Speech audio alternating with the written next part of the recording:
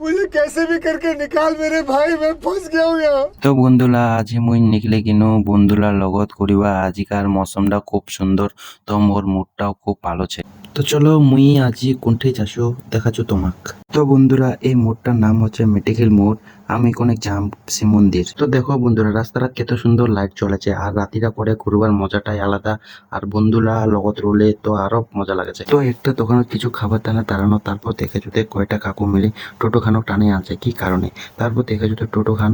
একখান কাঠটার লাগিয়ে গেছে তাদের কয়টা কাকু মিলে হেল্প করে দিছে তো আমার শিব মন্দির আইছি কিছু কাজে তো কাজটা হওয়ার পর চলে আইছি আমার বিরিয়ানি খাবা তো বন্ধুরা কল যে চলো কিছু খাই আসি ভোগ লাগাইছে अजीब जानवर है कितना भी खाए भूखा ही रहता है।